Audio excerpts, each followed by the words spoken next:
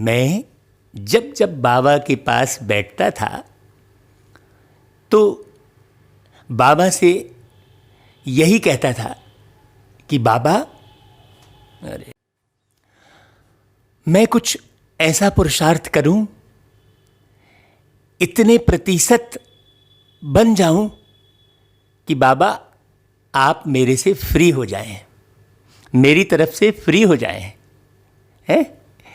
बाबा को मेरी परवाह ना रहे।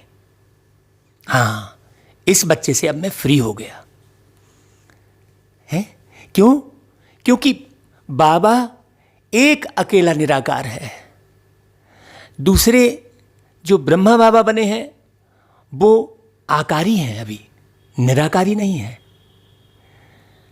एक बाबा केवल निराकार है। आकारी होकर ब्रह्मा बाबा को सेवा करनी पड़ रही है। अभी ब्रह्मा बाबा निराकार नहीं बने हैं। जब ब्रह्मा बाबा भी निराकार बनेंगे और सतयुग में आने वाली जितनी आत्माएं हैं वो निराकार बनेंगी, तब परमधाम का गेट खुलेगा और तब सर्व आत्माएं निराकार बनेंगी। नहीं तो साकार और आकार के बंधन में बंधी हुई रहेंगी। इसलिए मूल पुरुषार्थ हमें निराकार बनने का है। प्यारे बाबा ने कहा है कि बच्चे बाप समान बनो। तो बाप समान बनो तो बाप सबसे पहले, बाप कैसा है? निराकार है। और ब्रह्मा बाबा ने भी जाते समय पहली पॉइंट कौन सी बोली थी? निराकारी। फिर दूसरी पॉइंट निर्विकारी और फिर तीसरी पॉइंट निरहंकारी बोली थी। तो बाप समान बनना अर्थात निराकार बनना। निराकार बनना अर्थात किसी भी शब्द का, किसी भी वाणी का, किसी भी सरकमटांस का, किसी भी परिस्थिति का कोई प्रभाव नहीं पड़ रहा है मुझ आत्मा में। हाँ, परिणाम की किसी भी प्रकार की चिंता मुझे नहीं है। रिजल्ट मैं नहीं देखूंगा, रिजल्ट देखने वाले परीक्षक देखेंगे, वो है परमात्मा। मैं अच्छे से अच्छा पढ़ूंगा, अच्छे से अच्छे प्रश्न का अच्छे से अच्छा उत्तर दूंगा, परिस्थिति में सही ढंग से मैं अपने आप को पार ले जाऊंगा। एक होता है मजबूरी में परिस्थिति पार करना और एक होता है मजबूती से परिस्थिति पार करना। तो हर परिस्थिति से मैं बिल्कुल निर्विघ्न होकर पार हो जाऊंगा तो मैं मजबूत कहलाऊंगा, तो मेरा मार्क्स कुछ अलग होगा। तो परीक्षक फिर हमारे सामने में रिजल्ट रखेगा कि देखो ये है तुम्हारी रिजल्ट। इसलिए बाबा ने पिछली मुरलियों में कहा था कि कोई अगर पूछे तो मैं बता दूंगा कि तुम अभी अभी शरीर छोड़ोगे तो तुम क्या पद पाओगे। ये बाबा ने कहा है। तो बाबा के पास में जब योग करने जाता था, बातें करता था, तो बाबा से यही कहता था कि बाबा सबसे पहले तो मेरे प्रति आप निष्फिकर हो जाए, मैं वो पुरुषार्थ करूं। तो मेरे मीठे भाइयों, मुरली तो रोज सुन रहे हैं आप, लेकिन आप गौर कीजिए, क्या आपकी तरफ से प्यारा बाबा निष्फिकर हुआ है? हाँ, जिस दिन आपकी तरफ से प्यारा बाबा निष्फिकर हो जाएगा उस दिन आप, बाबा आपको महसूस करेगा। आप बाबा को महसूस करें या ना करें, जरूरत नहीं पड़ेगी।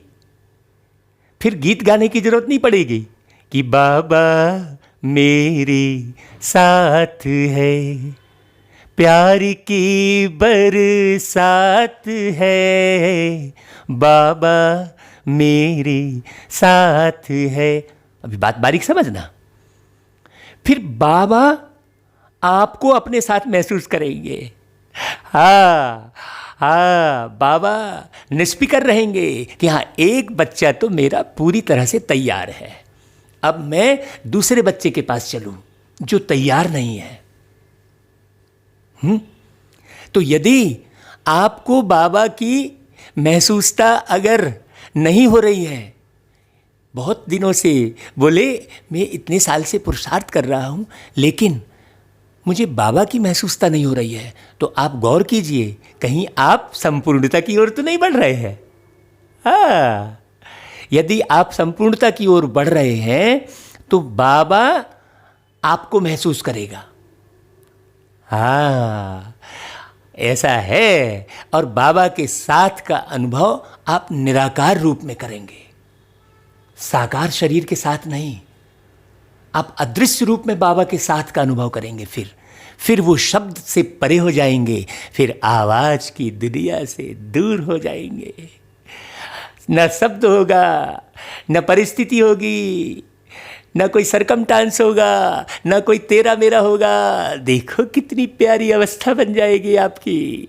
सोचो, ये बाबा मुझसे कहलवा रहे हैं, ये बाबा बरसात कर रहे हैं और ये बाजा बज रहा है। मैं तो अलग खड़ा हूँ, चुपचाप खड़ा हूँ, एक किनारे खड़ा हूँ, बिंदु रूप में खड़ा हूँ।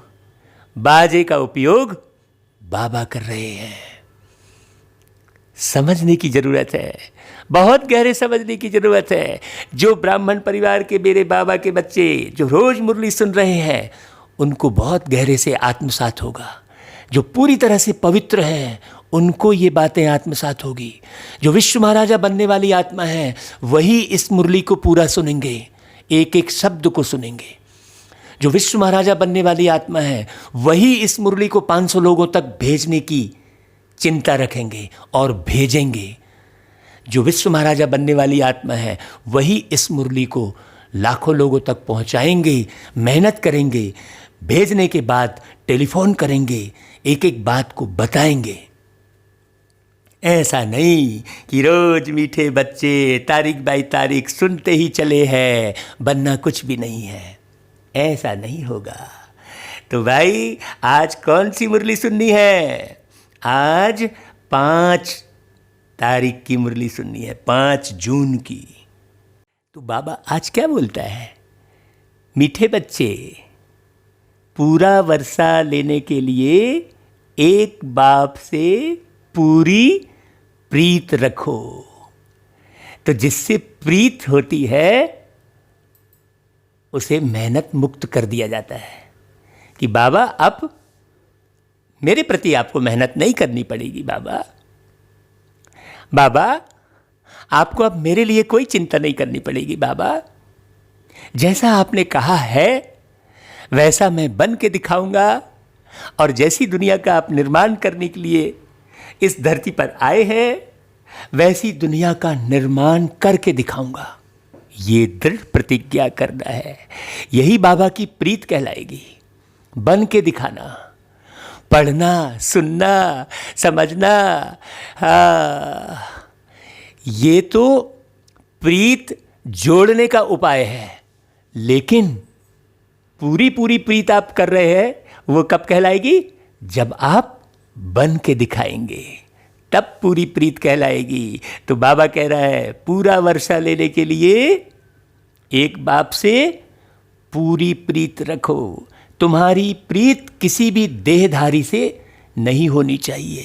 अगर आप पूरा पुरुषार्थ नहीं कर पा रहे हो, तो जरूर किसी न किसी देहधारी की तरफ आपकी नज़र है, चाहे रिश्तों के रूप में, चाहे विषय वासना के रूप में, चाहे बदला लेने के भाव से, चाहे दुख के भाव से, किसी न किसी रूप में आप देहधारी के प्रति आकर्षित हैं।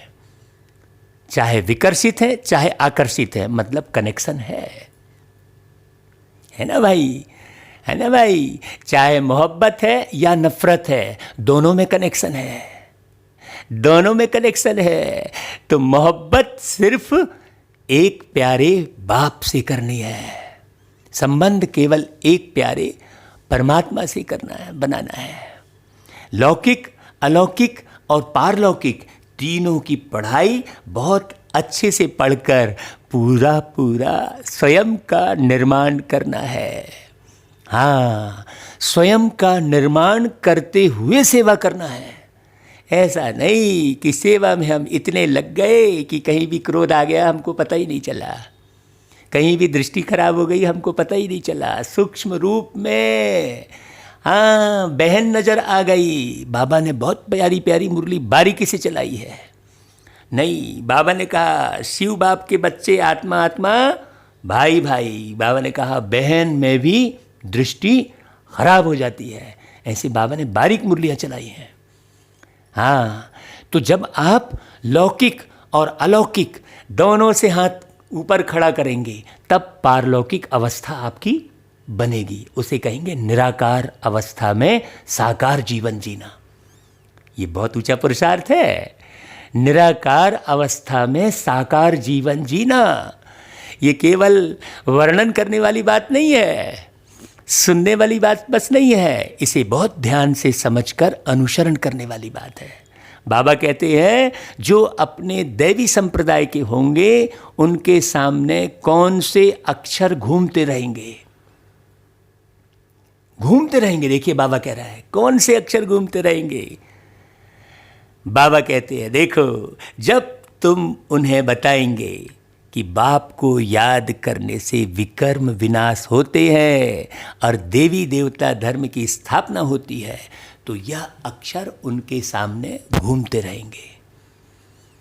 आपको ये पक्का हुआ है कि देवी देवता धर्म की स्थापना का कार्य चल रहा है? ये पक्का हुआ है? यदि पक्का हुआ है तो ये मुरली, अभी 85 साल हो गए हैं, यदि पक्का हो जाता ना तो ये मुरली एक एक व्यक्ति के हाथों में होती और आज लोग इस मुरली के सिवाय दूसरा कुछ भी नहीं सुन रहे होते। तो अभी बहुत सेवा बाकी है। इसलिए आप अभी जो परिस्थिति देख रहे हैं इसको विनाश शुरू हो गया ये नहीं समझना। क्यों? क्योंकि अभी एक एक के हाथों में मुरली नहीं पहुंची है। लोगों को शिव बाबा ही एक परमात्मा है ये पक्का नहीं हुआ है। हाँ, और ब्रह्मा कुमारी में ही भगवान आते हैं ये अभी पक्का कराना बहुत बाकी है। जब सबको ये पक्का होगा तब तो परम धाम के गेट खुलेंगे भाई, तब तो शरीरों से आत्माओं को अलग किया जाएगा भाई, तब तो आत्माएं मच्छर सदृश जाएंगे भाई। समझना मेरे मीठे भाई, समझना, बहुत गहरे से समझना। आप तो गीत गा रहे होते हो कि भोलेनाथ से निराला, गौरी नाथ से निराला कोई और नहीं। तो अब भोलेनाथ से निराला तो वो जरूर निराली दुनिया का स्थापना करेगा ना, जिसकी कल्पना मनुष्य ने कभी नहीं की होगी, ना कर सकता मनुष्य। विषय विकारों में उलझा हुआ मनुष्य कहाँ से कल्पना करेगा? वो तो यहीं मूंझेगा। वो तो ऐसे आविष्कार करेगा जिससे गर्मी बढ़ेगी और गर्मी बढ़ेगी और फिर ठंड के लिए इंतजाम करता बैठा रहेगा। वो तो ऐसे आविष्कार करेगा। वो परिवर्तन नहीं ला सकता जो सदाबहारी मौसम हो। कोई भी नहीं ला सकता इस दुनिया में, केवल एक परमात्मा के सिवाय है। और उसी परमात्मा की वाणी आप सुन रहे हो। ये भरोसा कब होगा? जब आप पवित्र रहेंगे, जब आप विदेही बनने का पूरा पुरुषार्थ करेंगे, जब आप रिश्ते नातों को बिल्कुल याद नहीं करेंगे, रिश्ते नातों को निभाएंगे, बाप बनकर निभाएंगे। आप केवल बाप बने रहेंगे दुनिया के लिए। बाप के लिए आप बेटे बन जाइए, परमात्मा बाप के लिए आप बेटे बनेंगे और दुनिया के आप बाप बनेंगे। बाप बनकर सबकी सेवा करेंगे, माँ बनकर आप सबकी सेवा करेंगे।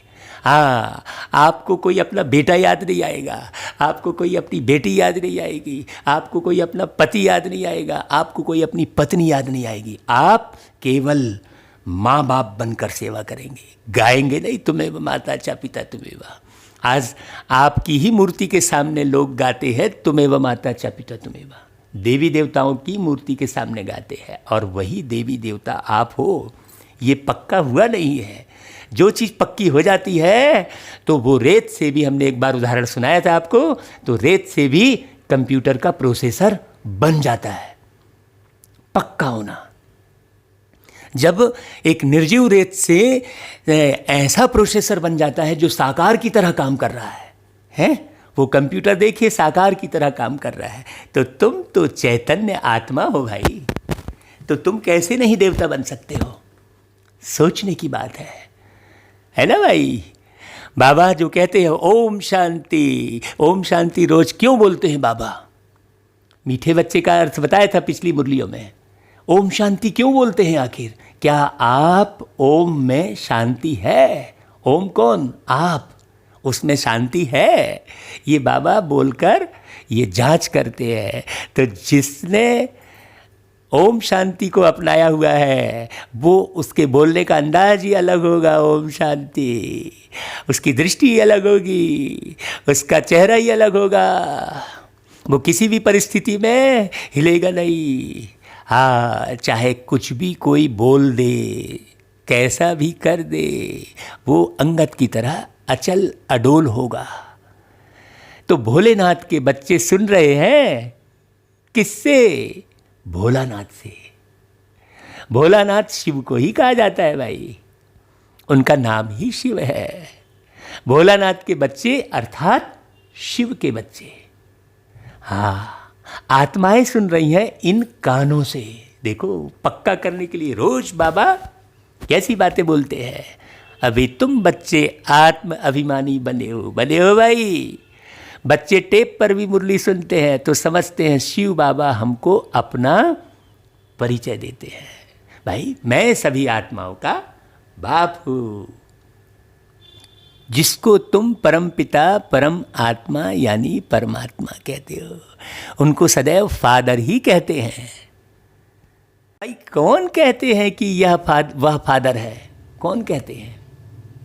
आत्मा कहती है ना। आत्मा को अब ज्ञान मिला है और कोई मनुष्य मात्र को यह ज्ञान नहीं है। इसका मतलब जो निराकार बना है, आत्मा माना निराकार, सीधी सी बात। आत्मा का कोई आकार नहीं है, तो मनुष्य मात्र को यह ज्ञान नहीं है। मनुष्य मतलब जिसका मन विषय विकारों में पड़ा हुआ है, उसको यह ज्ञान नहीं है। मनुष्य मात्र का मतलब क्या हुआ? जिसका मन विषय विकारों में, मनुष्य है ना भाई। बाबा कहते देखो, आप ये समझते हो हम आत्मा को दो बाप है, एक साकार एक निराकार। वह परम पिता है, यह समझानी और कोई दे ना सके। कौन दे रहा है भाई? निराकार ही देगा ना भाई। बाप के सिवाय और कोई यह पूछ भी ना सके। दुनिया में कोई और पूछ सकता है क्या भाई? दो बाप ऐसा बोलेगा क्या? लड़ाई हो जाएगी। दो बाप बोलेंगे तो, दो माँ कहने में लड़ाई नहीं होगी, लेकिन दो बाप बोलने में लड़ाई हो जाती है। बहुत गहरी बात समझने की है। लेकिन यहाँ दो बाप का परिचय, एक तुम्हारे शरीर का बाप और एक तुम आत्मा का बाप। शरीर का बाप तो छोड़ के चला गया ना भाई, तुम देख रहे हो ना, तुम बोल रहे हो भाई मेरे पिताजी चले गए। हाँ, और ये जो निराकार पिता है, ये आपको कभी नहीं छोड़ते हैं। आप छोड़ देते हो, वो आपको कभी नहीं भूलते हैं, आप उनको भूल जाते हो। वो आपको पहचानते हैं, आप उनको नहीं पहचानते। यदि वो आपको न पहचाने तो आपकी ज़िंदगी बचे ही ना। वो आपको पहचानते हैं, आपकी सेवा करते हैं, हाँ, हर जगह पर आपकी मदद करते हैं। तो निराकार है ना, तभी मदद कर सकेंगे ना। साकार में रह के थोड़ी मदद कर सकेंगे। हम साकार में रह के कितनों की मदद करेंगे? सोचने की बात है। तो वो निराकार है ना, तो निराकार को निराकार होकर याद करना पड़ेगा। तो बाबा एक साकार और एक है निराकार क्यों समझा रहे हैं भाई? बाबा कहते हैं, क्या लौकिक बाप के लिए व पारलौकिक बाप के लिए कहेंगे क्या गॉड फादर? नहीं कहेंगे। भाई, लौकिक बाप के लिए या पारलौकिक बाप के लिए? भाई, किसके लिए कहेंगे? पारलौकिक बाप के लिए। लौकिक फादर को गॉड फादर कहेंगे क्या? नहीं। हिंदी में अक्षर भी है परम पिता। अब आप जैसे समझो, वह तो एक ही निराकार है। ईश्वर, प्रभु व भगवान कहने से बाप सिद्ध नहीं होता। गॉड फादर अक्षर अच्छा है, आत्मा ने कहा वह हमारा गॉड फादर है। लौकिक फादर तो सिर्फ शरीर का बाप है ना। तुम सबसे पूछा जाता है तुमको कितने फादर्स हैं? एक है लौकिक, दूसरा है पारलौकिक। दोनों में बड़ा कौन? जरूर कहेंगे पारलौकिक फादर। भाई वो तो फिर छोटा बन गया, ये शरीर छोड़ा फिर वो जाके बच्चा बन गया, और ये तो ना कभी शरीर लेते, ना कभी बच्चे बनते, ना कभी बूढ़े। तो बड़ा कौन? पारलौकिक बाप। यह भी अभी तुम समझते हो। सब पतितों को पावन बनाने वाला पारलौकिक बाप। तो जरूर कहेंगे पारलौकिक फादर, है ना भाई। दुनिया में यह कोई भी नहीं समझते। कितनी खुशी की बात है, बाप ने समझाया है। तुमको पारलौकिक बाप से प्रीत है, औरों की है विनाश काले विपरीत बुद्धि, और तुम्हारी है प्रीत बुद्धि। तो घबरा गए महामारी से, तो प्रीत बुद्धि कहाँ कहलाई? महामारी में अपने आप को बाप की मदद से संभाल लिए, वो प्रीत बुद्धि कहलाएगी। और घबरा गए हैं, वही मैसेज आप ट्रांसफ़र कर रहे हैं, मतलब आप घबराए हुए हैं। बचो, ये करो, ऐसा। अरे बचो क्या, बाप की याद दिलाओ बस, सबको बाप की याद दिलाओ। बाबा कहते हैं अभी विनाश का समय है, इसलिए प्रीत बुद्धि कभी भी डरेगा, घबराएगा नहीं। कल क्या होगा ये नहीं सोचेगा, कल क्या होगा के विषय पर बोलेगा भी नहीं, उसे मालूम है। वही महाभारत की लड़ाई अब लगनी है। एरोप्लेन, टैंक्स आदि एक दो को सप्लाई कर रहे हैं, स्पष्ट आप देख रहे हो। सबको देते जाते हैं, पैसे से जिसको जो चाहे उनको देते जाते हैं। उधार पर भी लेते हैं, तो प्लेन, बारूद आदि यह सब खरीद करते हैं। यह सब चीज़ें बड़ी महंगी होती है। विलायत वाले बनाते हैं, वह फिर बेचते रहते हैं। भारतवासी थोड़े ही एरोप्लेन आदि बेचते हैं। यह सब चीज़ें बाहर से आई हुई हैं। अब जो चीज़ खरीद करेंगे सो जरूर काम में लाएंगे ना भाई, भारतवासी भी। कितनी प्यारी बात बोल रहे हैं, फेंकने के लिए थोड़े ही लेंगे।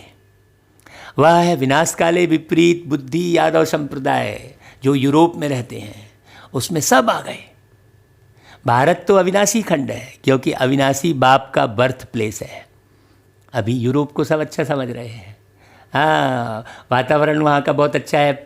हाँ, है ना भाई, बात बारीक समझने की है। भगवान मुरली चला रहे हैं। बाप आते ही तब है जब पुरानी दुनिया ख़त्म होनी है, और जन्म वहाँ लेते हैं जहाँ कभी ख़त्म नहीं होना है। बाप आया है था तब तो शिव जयंती मनाते हैं, परंतु उन्हों को यह पता नहीं है कि शिव बाबा कब आते हैं। आते भी उस समय है जबकि विनाश के लिए तैयारियां हो रही हैं। हाँ, अब बाप कहते हैं वह है यूरोपवासी यादव संप्रदाय। अभी बाबा ने देखो एक शब्द बोला कि जन्म वहाँ लेते हैं जहाँ कभी खत्म नहीं होना है। कहाँ कभी खत्म नहीं होना है? भारत। जन्म वहाँ लेते हैं, भारत में जन्म लेते हैं जहाँ भारत कभी खत्म नहीं होना है। भारत अविनाशी खंड है। देखो कितना समझ रहे हैं हम। हाँ, यदि हम कोई बात को जो है गहरे से समझ के आगे बढ़ेंगे, नहीं तो मुरली तो पढ़ ली हमने, समझे कुछ भी नहीं तो कोई फ़ायदा नहीं उसका। इसलिए हमने आगे की 4-6 लाइनें पढ़ने के बाद फिर उस लाइन को रिपीट किया कि भाई कौन कितना समझा है। तो अब आप कहते हैं यूरोपवासी यादव संप्रदाय जो सतयुग में होते नहीं, न बौद्धि न क्रिश्चियन आदि होते हैं। अब बाप कहते हैं उन्हों की है विनाश काले विपरीत बुद्धि, क्योंकि परमात्मा बाप को सर्वव्यापी कह देते हैं। तुम हो विनाश काले प्रीत बुद्धि, तुम बाप को जानते हो, तुम समझते हो हमने 84 जन्म लिए हैं। 84 जन्मों में पाप आत्मा तमो प्रधान बन गए हैं, ये भी पहले समझो। तो सारी होशियारी जो घमंड है वो सब खत्म हो जाएगा एक बार में।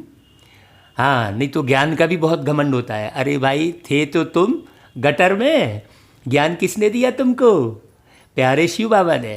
तो ज्ञान का भी यदि घमंड हो रहा है तो वो महापाप कहलाएगा, पाप नहीं, महापाप। हाँ भाई, जो भी आप रिफाइन करके ज्ञान सुना रहे हो, मनन चिंतन करके ज्ञान सुना रहे हो, विचार सागर मंथन करके ज्ञान सुना रहे हो, तो भी तुम्हारा उसमें कोई बहुत योगदान नहीं कहलाएगा। सारा खेल बाप का है।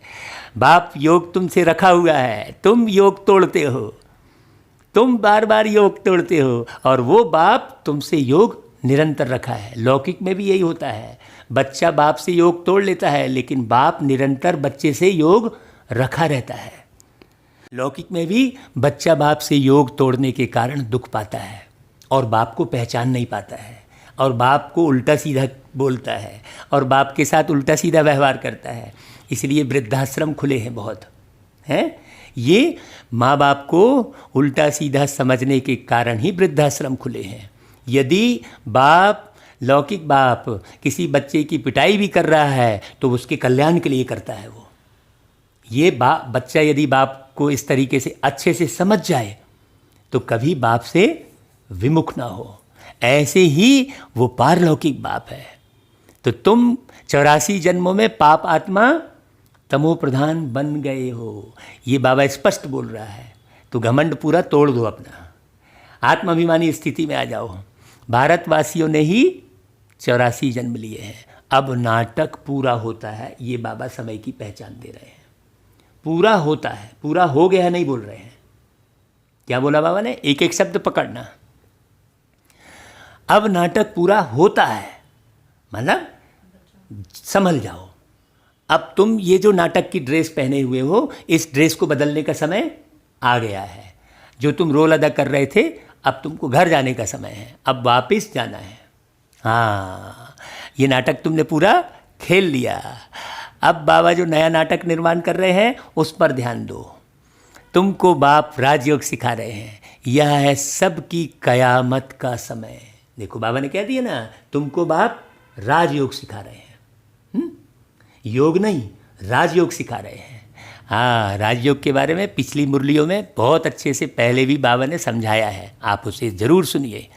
तारीख में मत बंधिए, हाँ कि चलो आज की मुरली सुन ली हो गया, नहीं, पीछे मुरली भी सुनिए। जिसको विश्व महाराजा बनना है वो पूरी मुरलियाँ सुनेगा। अभी तक 300 मुरली बाबा ने इस चैनल पर प्रसारित करवा दी है। आप पिछली मुरलियाँ भी सुनना। जहाँ कहीं भी आपको नहीं समझ में आ रहा है, मैं आपका नौकर, मैं आपका सर्वेंट पूरे समय हाजिर हूँ। आप कभी भी फ़ोन करेंगे तो मैं ये नहीं कहूँगा कि मैं बिजी हूँ, हाँ मैं आपसे बाद में बात करूँगा, नहीं कहूँगा। अगर एक बार ऐसा ही हुआ था, मुरली रिकॉर्डिंग करते समय भी एक भाई का फ़ोन आया था, तो हमने कहा था मुरली रिकॉर्डिंग हम किसके लिए कर रहे हैं? तुम्हारे लिए ही कर रहे हैं। तो मुरली रिकॉर्डिंग को ब्रेक करके उस भाई से हम बात किए और हमने उसे मैंने राहत दी। वो कह रहा था नहीं भाई जी, संकोच कर रहा था कि आप कहीं बिजी ना हो। हमने कहा नहीं, बिजी नहीं, बिजी तो केवल एक बाबा है, बाबा बिजी है। आप ऐसे बन जाओ जो बाबा आपकी तरफ से फ्री हो जाए। तो उसने बहुत सारी बात की थी, रिकॉर्डिंग को रोक कर पूरा उसके जो प्रश्न थे बाबा ने उसको उत्तर दिलवाए। हाँ, क्यों? क्योंकि हम मुरली रिकॉर्ड ही कर रहे हैं आपके लिए। ऐसा थोड़ी है कि नहीं भाई हमारा चैनल चलना चाहिए, चाहे कुछ भी हो, किसी को समझ में आए ना आए, हमारा चैनल चलना चाहिए। ऐसा थोड़ी है। हम जिसके लिए जी रहे हैं, जिसके लिए रिकॉर्डिंग कर रहे हैं, उनमें से अगर किसी का फ़ोन आ रहा है तो वो पहला महत्वपूर्ण कार्य है ना भाई? तो बहुत बारीक समझना। बाबा कह रहे हैं यह सबकी कयामत का समय अर्थात मौत का समय है। इसलिए जितनों की सेवा कर सको, जितनों को आप समान बना सको, जल्दी जल्दी बना लो। क्योंकि जितनों को आप समान बनाओगे वही आपके साथ सतयुग में खेल खेलेंगे, कृष्ण जी के साथ रास रचाएंगे, है ना भाई? तो समय को पहचानो। तो उन यादवों की भी ईश्वर से प्रीत नहीं है, इसलिए विनाश काले विपरीत बुद्धि कहा जाता है। कोई भी देहधारी मनुष्य से प्रीत नहीं लगानी है। स्पष्ट बाबा कह रहे हैं, देहधारी मनुष्यों से प्रीत नहीं लगानी है। आत्मा से प्रीत रखनी है ना।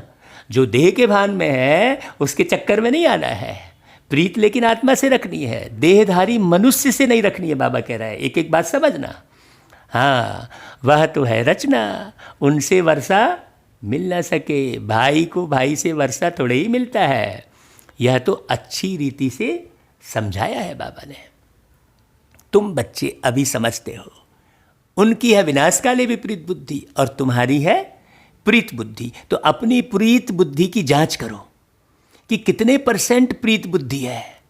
हाँ, इसमें भी जो तीव्र प्रीत वाले हैं, बाप से पूरी प्रीत रखते हैं।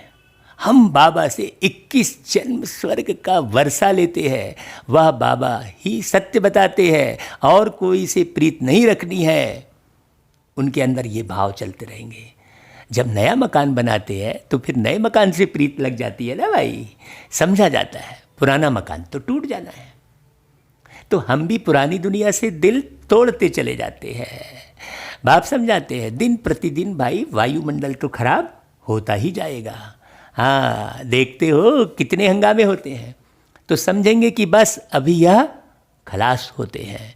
हमको जाना है नई दुनिया में, तो नई दुनिया को याद करना पड़े ना। बेहद के बाप और वर्षे को याद करना है।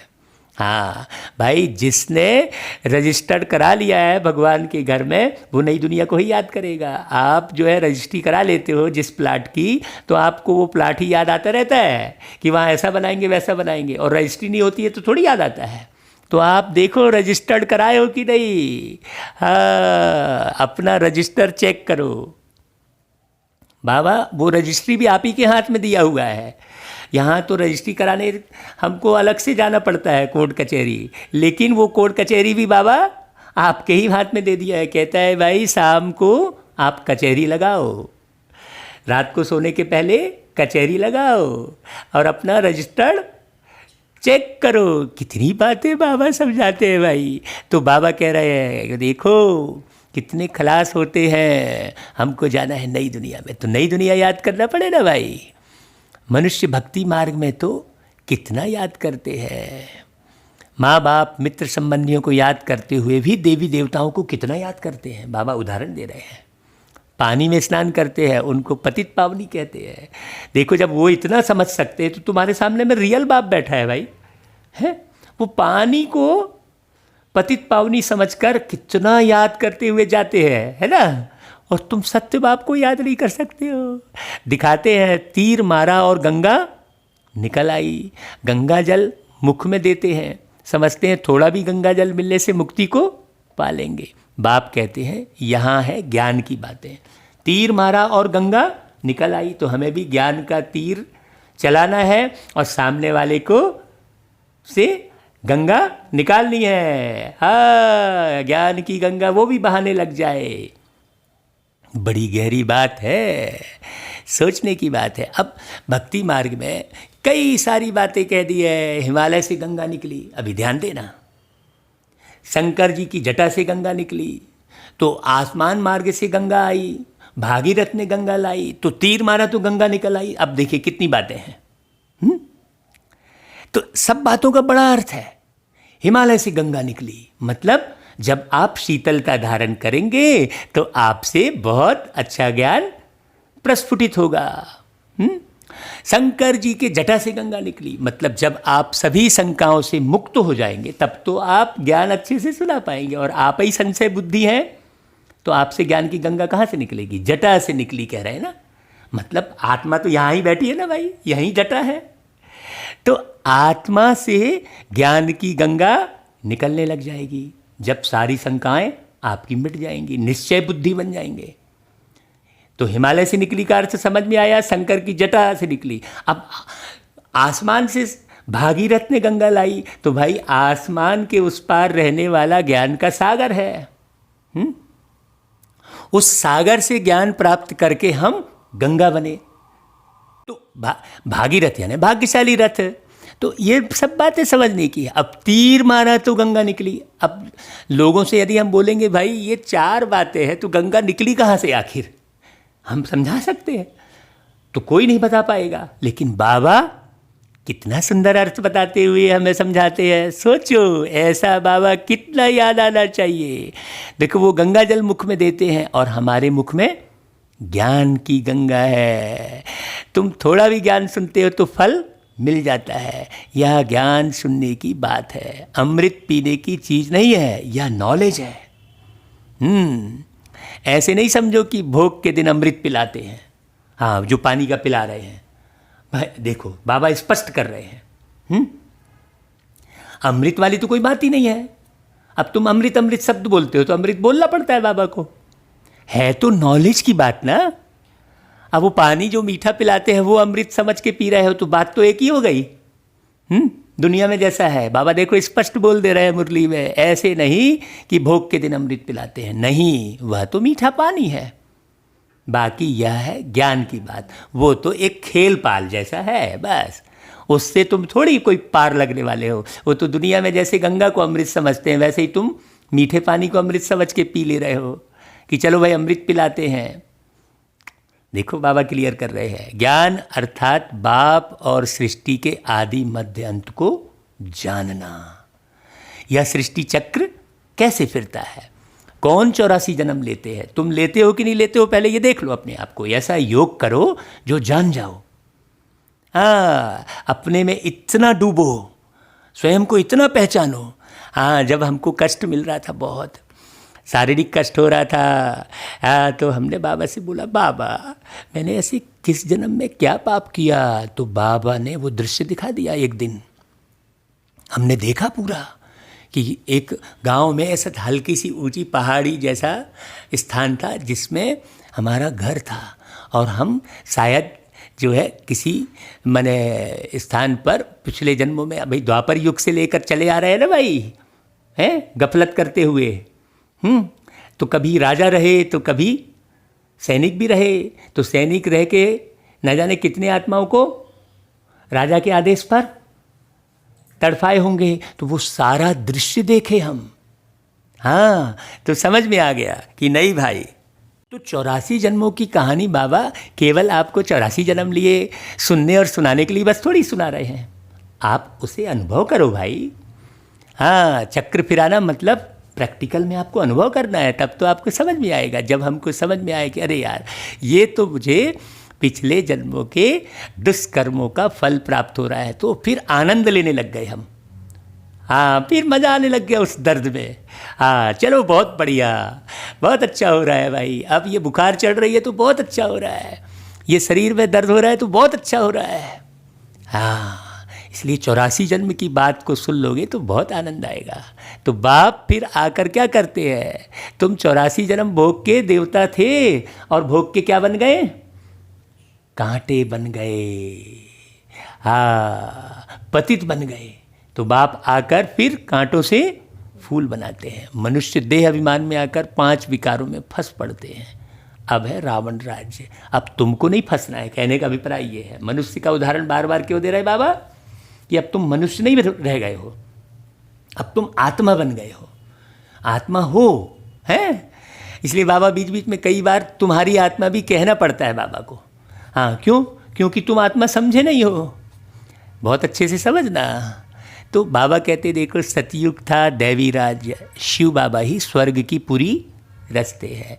सूर्यवंशी लक्ष्मी नारायण का राज्य था। अभी तुम जानते हो स्थापना हो रही है, पहले था अभी हो रही है। तुम्हारी विनाश काले प्रीत बुद्धि है, इसलिए विजयी है। भाई विजयी किसको कहेंगे? जिसके अंदर विकार रंच मात्र भी टच नहीं कर रहा है। हमने आपको कुछ कह दिया, आपको लग गया तो विकारी हो गए। आपको लगना ही नहीं चाहिए भाई। जब आप सूर्य हो तो आपको कोई चंद्रमा बोल देगा तो आपको क्या परेशानी हो जाएगी? आप तो सूर्य हो ही ना, हैं? सोचने की बात है। आपकी किसी के चंद्रमा कहने पर आप सूर्य से बदल के चंद्रमा थोड़ी हो जाओगे। तो किसी की कही हुई बात, कोई भी बीमारी, कोई भी परिस्थिति आपको हिला ही नहीं सकती, यदि आपने स्वयं को अच्छे से पहचान लिया कि भाई लक्ष्मी नारायण का राज्य जो था उसमें हम ही रहते थे। तो सारे विश्व पर तुम विजय पाते हो। यह अच्छी रीति याद रखना है। हम भारतवासी जो अभी कलयुग में है, सो फिर बदलकर स्वर्ग में जाएंगे। पुरानी दुनिया को छोड़ना है। यह विकारी संबंध, इसको बंधन कहा जाता है। तो ऐसे मतलब शरीर से छोड़ के नहीं भाग जाना है, हैं? तुम विकारी बंधन से निकल निर्विकारी संबंध में जाते हो, फिर दूसरे जन्म में तुम विकारी बंधन में नहीं आएंगे। हाँ, फिर निर्विकारी संबंध होगा। वहाँ है ही निर्विकारी संबंध। इस समय आसुरी बंधन है, तो बाप की याद से ही वो बंधन टूटेगा। हाँ भाई, हमको तो, मुझ आत्मा को तो ऐसा लगता है कि बाबा ने सारे बंधन समाप्त करवा दिए हैं। इतना आनंद, इतनी खुशी। तो बहुत साल पहले वो गीत बनवा दिया था बाबा ने, और उसी गीत के एक एक लाइन को पढ़ पढ़ के अच्छा कौन सा बंधन तोड़ना है, इसका बंधन। एक बार हम वो गीत पूरा सुना देंगे आपको, है ना भाई? वो वाला गीत जो बहुत लंबा बना है, कौन कौन से बंधन तोड़ने वाला है। देह का बंधन, दुनिया का बंधन, तोड़ सको तो तोड़ लो, अपनी नैया को इस भव से बचाकर मोड़ सको तो मोड़ लो। ये गीत अब पूरा सुना देंगे भाई आपको, बहुत साल पहले बाबा ने बनवाया था। तो वहाँ है निर्विकारी संबंध। आत्मा कहती है हमारी शिव बाबा से प्रीत है, तुम ब्राह्मणों की प्रीत है, क्योंकि यथार्थ रीति तुम जान रहे हो। रोज बाबा की जो मुरली सुन रहे हैं वो पूरा यथार्थ जानेंगे। बाप को, सृष्टि चक्र को जान, तुम फिर औरों को समझाते हो। जितना जो औरों को समझाएंगे तो बहुतों का कल्याण करेंगे। जो जास्ती समझते हैं वही होशियार हैं। हाँ, ऊंच पद भी वही पाते हैं जो एक एक अक्षर का अर्थ समझाएंगे। तो सर्विस कम करते हैं तो पद भी कम पाएंगे। पतित तो सारी दुनिया है, हर एक को पतित से पावन होने का रास्ता बताना है, और कोई उपाय नहीं है। याद से ही विकर्म विनाश होंगे। याद में हो आप कब कहलाएगा? जब आपका कहीं भी मुंह टेढ़ा नहीं हो रहा है, किसी को भी देखकर आप आंख तिरछी नहीं कर रहे हो, बच के नहीं निकल रहे हो। नहीं तो कई जो है इधर से बच के निकलो, उधर से बच के निकलो, ये भाई ऐसा है, वो बहन ऐसी है, ये सब चक्कर छोड़ दो भाई। हाँ, बाबा कहते हैं हर एक को पतित से पावन होने का रास्ता बताना है, और कोई उपाय नहीं है ना भाई? याद से ही विकर्म विनाश होंगे। जो देवी संप्रदाय के हैं उनके सामने यह अक्षर गूंजेंगे, समझेंगे यह तो ठीक बात है। हाँ, बरोबर हम देवी देवता बनते हैं। हाँ, हमारे जो है बच्चे पूछते हैं पापा आप क्या सोच रहे हो, तो हम बोलेंगे हमारे पास सोचने के लिए रहा ही क्या है भाई। जब प्रभु ने मुझे अपना लिया तो सोचने को रहा ही क्या। जब प्रभु ने मुझे अपना लिया तो सोचने को रहा ही क्या। मैं धन्य धन्य हो गया, ये जीवन सफल हो गया। जब प्रभु ने मुझे अपना लिया तो सोचने को रहा ही क्या। तो सोचो आप किस नशे से मुरली सुना रहे हो, किसकी याद में मुरली सुना रहे हो, किसकी मुरली सुना रहे हो, किसकी मुरली सुन रहे हो। सोचने की बात है, कौन तुम्हें सुना रहा है। तो जो दैवी संप्रदाय के होंगे ना, उनके सामने ये सब गूंजता रहेगा।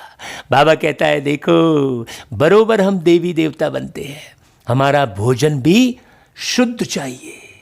अगर बाबा की याद में भोजन नहीं बना है, याद में नहीं खा रहे हो, तो वो भोजन अशुद्ध हो जाता है। आप स्वाद के वशीभूत होकर भोजन कर रहे हो तो वो भोजन अशुद्ध कहलाएगा, वो देह भान कहलाएगा। हाँ, स्वादिष्ट भोजन खाना है लेकिन स्वाद के वशीभूत नहीं होना है। इसका मतलब ये नहीं है कि हमें स्वादिष्ट भोजन नहीं खाना है, बिना नमक का भोजन खाना है, ऐसा भी नहीं है। लेकिन स्वाद के वशीभूत होकर भोजन नहीं खाना है। बाबा कहता है दैवी गुण भी यहाँ धारण करने हैं, यहाँ ही, वहाँ थोड़ी आपको कोई गुणवान बनाने बाप आएगा सतयुग में। जितने गुण यहाँ से धारण कर लिए वही काम आएंगे भाई। हाँ, तो फिर देखो 100% गुणवान बनकर जाना है। 100 वर्ष का संगम युग कहने का मतलब है 100% पुरुषार्थ करना। यहाँ के वर्ष की गिनती नहीं करना भाई, आप यहाँ के वर्ष की गिनती में समय खराब करते हो। बाबा कहता है सर्वगुण संपन्न बनना है। अभी तुम बन रहे हो, अभी बने नहीं हो।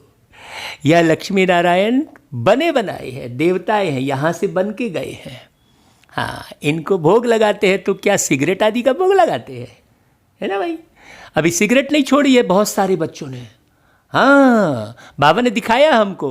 अरे मैं बोला अरे भाई ये बच्चा इतने साल से चल रहा है, इसके सिगरेट पी रहा है। सिगरेट पीने वाला ऊंच पद पा नहीं सकता, बाबा ने स्पष्ट कहा। तो पूरे देह के अभिमान में है ना भाई, यह कोई दैवी चीज़ नहीं है। सिगरेट पिएंगे व लहसुन प्याज आदि खाएंगे तो और ही गिर जाएंगे। अब हमको एक ऐसी तकलीफ़ हुई जिसमें बताया कि आपको लहसुन खाना है, तो भाई हमारे घर में बोला कि भाई आपको तकलीफ़ है तो दवाई के लिए खाना पड़ रहा है तो खा लो। तो हमने फिर दूसरा उपाय ढूंढा। फिर हमको मालूम पड़ा कि नहीं यार, ये तो अनार से भी ठीक हो जाता है, ज़रूरत नहीं है। तो फिर हम अनार लेकर आए। हाँ, ये माया जो है ना, कई प्रकार से आपको नीचे गिराने का वो बिल्कुल स्पीड से पुरुषार्थ करती है। हम पुरुषार्थ में ढीले हो जाएंगे, समझने में ढीले हो जाएंगे तो गए काम से।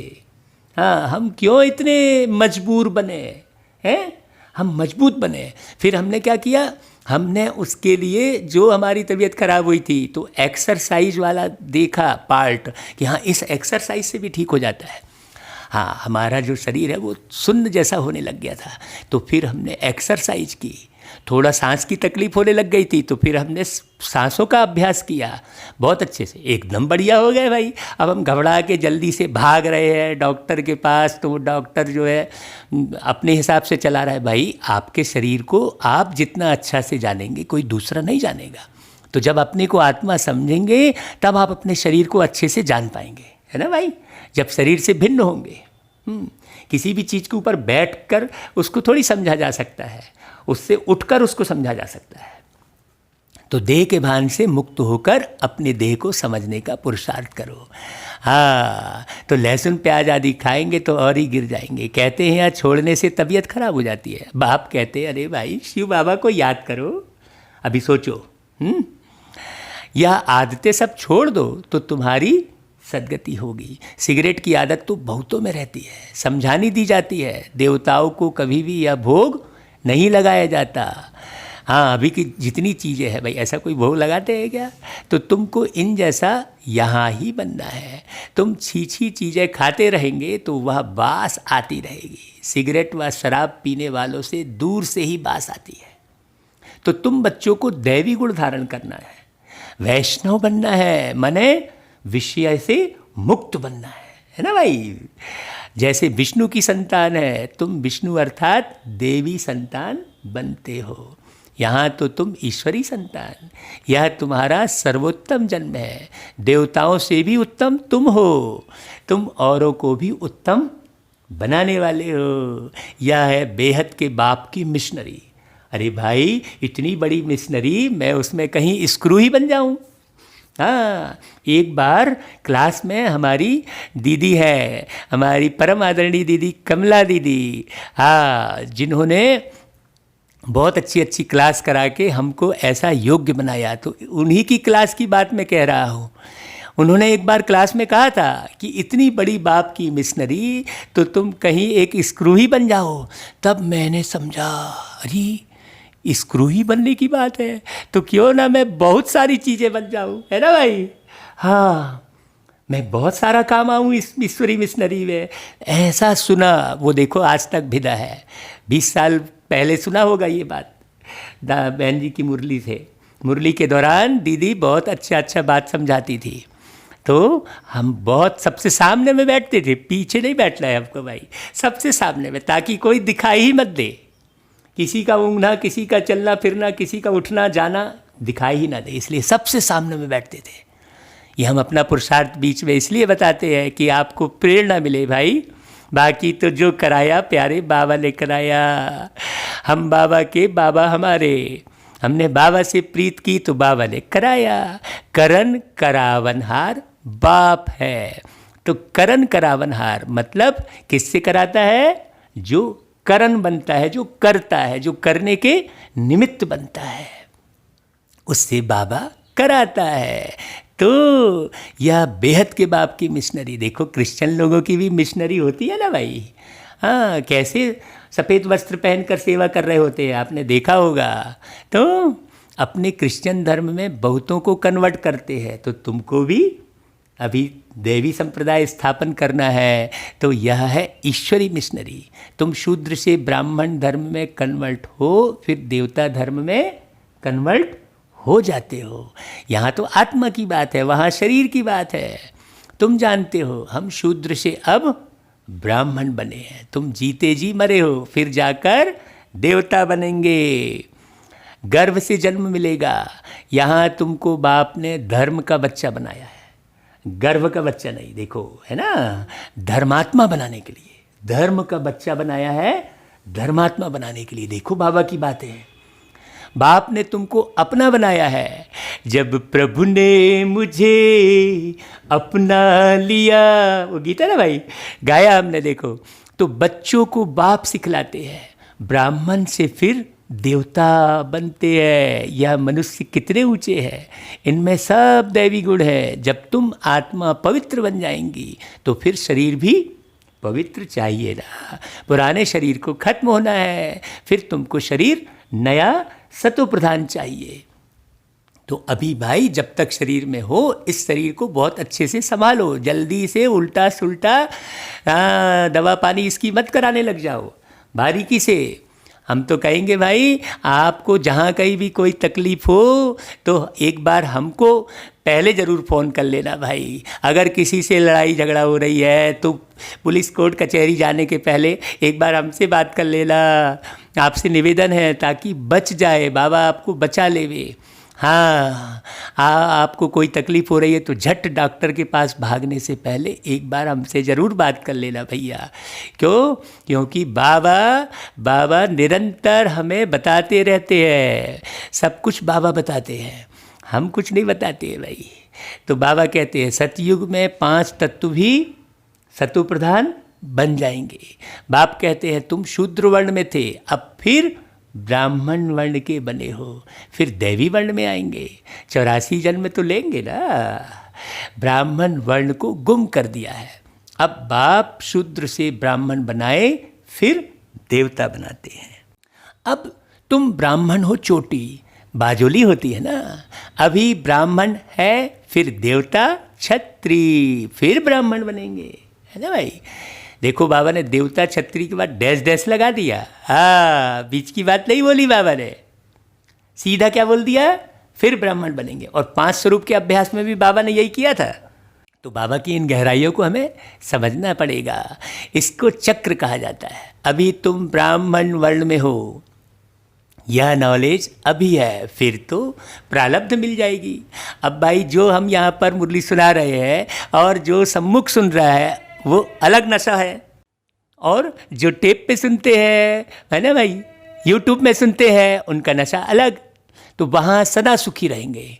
21 जन्म नंबरवार, इस समय के पुरुषार्थ अनुसार। हाँ, इस समय के पुरुषार्थ अनुसार। कोई राजाई घराने में, कोई प्रजा में आज जाएंगे। राजाई घराने में सुख बहुत है, फिर कलाएँ कम होती हैं। तो राजाई घराने में जाने का ही पुरुषार्थ करना चाहिए भाई।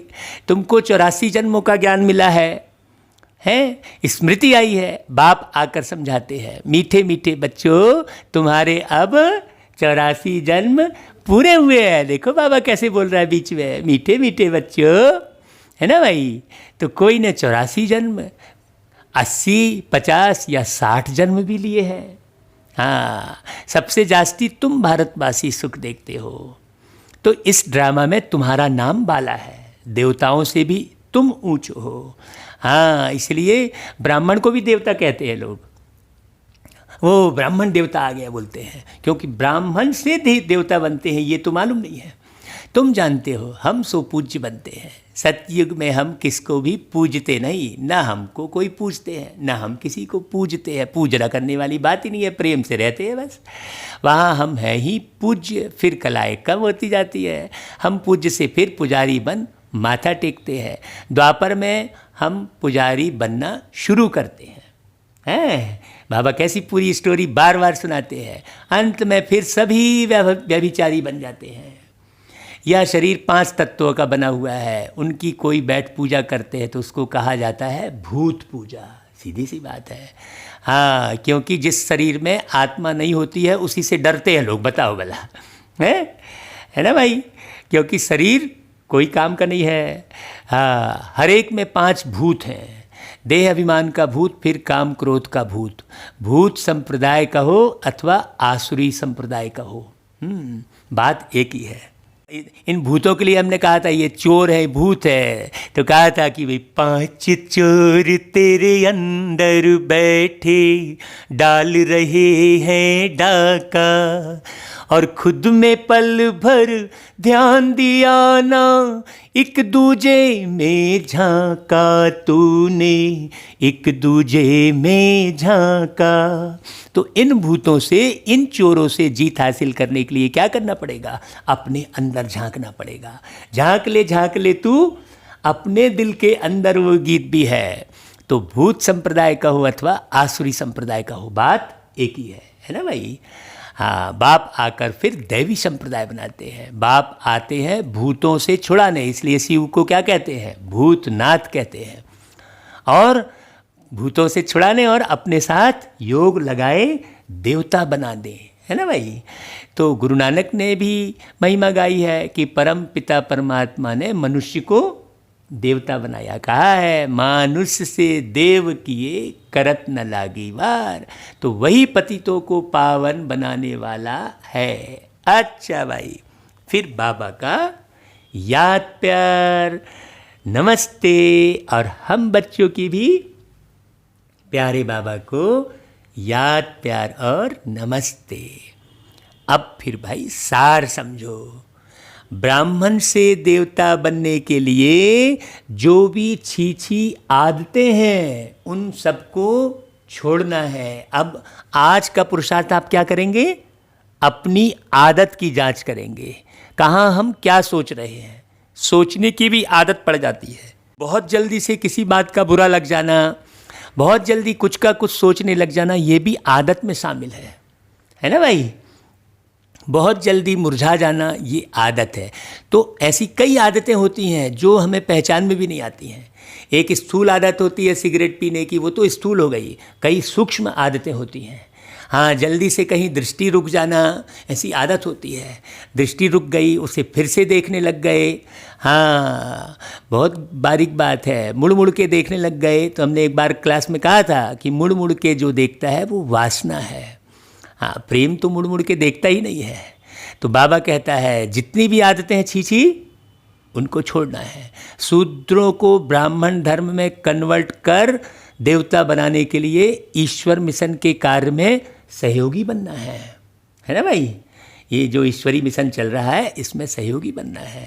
तो जब आप बुरी आदतें छोड़ोगे तभी तो आप सहयोगी बन पाओगे भाई, पूरे हैं। और अपने ही आदत में फंसे रहोगे तो क्या सहयोगी बनोगे, है ना भाई? हाँ, तो शराब, सिगरेट या जो भी गंदी आदतें हैं वह निकाल देनी है, तभी आप सहयोगी बन पाएंगे। जो सहयोगी बनता है पूरा वही योगी भी बनता है फिर।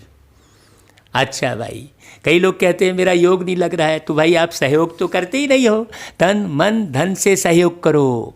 बाबा की मुरली को सब तरफ भेजने का सहयोग करो। देखो आप कितनों को भेज रहे हो, भेज कर कितनों को फ़ोन कर रहे हो कि आप बस फंसे हो, किसकी मुरली कौन चला रहा है, इसमें आप फंसे हो ना भाई? भाई बाप की मुरली है, भेजो सबको। बाबा कहता है इस विनाश काल के समय में एक बाप से सच्ची प्रीत रखनी है। पुराना मकान टूटने वाला है, इसलिए इससे दिल निकाल नए से लगानी है ना भाई? मकान यानी ये पूरी दुनिया। बाबा का मकान क्या है? बाबा किस मकान की बात करेंगे? पूरी दुनिया ही उनका मकान है ना भाई? हाँ, अच्छा भाई, फिर वरदान। श्रेष्ठ वृत्ति द्वारा प्रवृत्ति को प्रगति का साधन बनाने वाले सदा समर्थवान भव। प्रवृत्ति में पहले वृत्ति से पवित्र व अपवित्र बनते हो। देखो वृत्ति की ही बात कर रहे थे। वृत्ति का मतलब होता है चक्र। हाँ, मुरली शुरू करने के पहले जो बात कर रहे थे वो वृत्ति की ही बात कर रहे थे ना भाई। तो यदि वृत्ति को सदा एक बाप के साथ लगा दो, एक बाप दूसरा न कोई, ऐसी ऊंची वृत्ति रहे तो प्रवृत्ति प्रगति का साधन बन जाएगी। वृत्ति ऊंची और श्रेष्ठ है तो चंचल नहीं हो सकती। ऐसी श्रेष्ठ वृत्ति द्वारा प्रगति करते हुए गति सद्गति को सहज ही पालेंगे। फिर सब कंप्लेन कंप्लीट हो जाएगी, एक भी कंप्लेन नहीं रहेगी। हाँ, हमने पूछा था ना भाई, क्यों कोई कंप्लेन है क्या? तो बोले हाँ है ना भाई, बोले थे ना भाई। तो देखो कंप्लेन नहीं, प्लेन बनो तो कंप्लेन खत्म हो जाएगी। अच्छा भाई, फिर स्लोगन, अगर पवित्रता स्वप्न मात्र भी हिलाती है, क्या बोला बाबा ने? हिलाती है ना, तो निश्चय का फाउंडेशन कच्चा है। अच्छा भाई, ओम शांति।